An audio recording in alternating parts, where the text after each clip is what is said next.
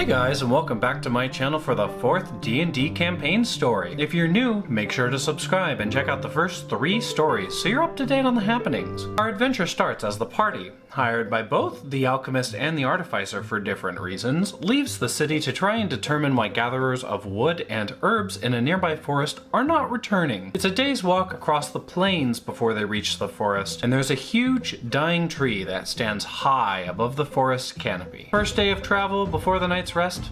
No problem. Second day of travel is also uneventful. Yes, I did roll for encounters. We settle down for the night and I have my paladin remove his armor to get a more comfortable rest. Our rogue decides he's gonna go look for trouble and finds it in the form of a deer behind a nearby boulder. He licks his chops and heads in for the kill, which he easily manages with his sneak attack. As the deer falls dead, 15 kobolds shriek with rage as their next meal was stolen right from under their noses. They attack, alerting nearby party members and waking me up. While wearing no armor, my armor class is now 2, thanks to only my shield. We're outnumbered almost 4 to 1. I just grab my gear and investigate what's happening. It is chaos. Arrows and stones are flying everywhere. Our ranger is constantly seeking a better tactical position against the kobolds, who are using other boulders as cover. Barakas decides he doesn't really want to fight the kobolds, and we have to yell at him to get back into the fray since it's his fault we're in this mess. Our druid just goes straight into murder mode, throws down her lightning breath, and then clubs several dead with her quarterstaff in a flurry of strikes.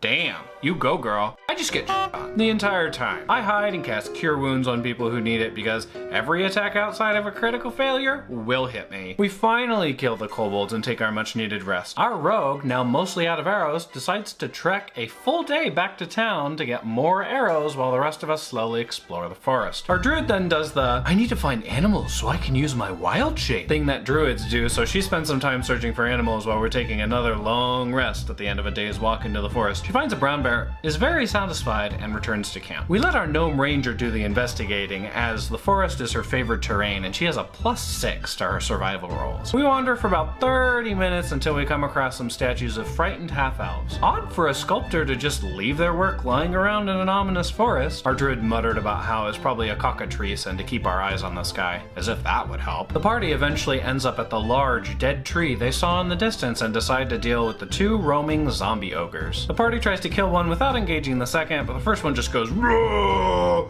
and draws the attention of the second one anyways. It was a good idea at the time. During the fight, our druid uses Produce Flame with a critical miss, and I use Searing Smite, setting fire to a patch of ground and an ogre respectively. Over the din of combat, there's this "Roar!" and the ground starts to shake.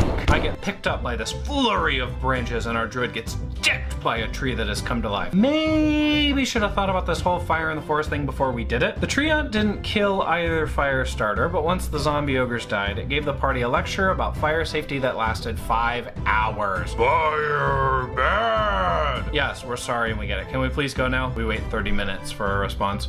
No! It would have taken less time had he not had to translate Old Ontish into Common, but we all appreciate his dedication to the safety of the forest. It's also unlikely that the level 4 party would have survived a fight against a treant and several animated trees, so it was fortuitous it felt lectury instead of murdery. This ends the 4th campaign story. Tune in next time to see if anything comes of this tree, or if the real threat lies beyond. Thank you guys so much for watching. If you enjoyed this video, make sure to give me a big thumbs up, and if you're new here, make sure to hit that subscribe button and ring the little bell for more weekly videos. I'll see you guys next time.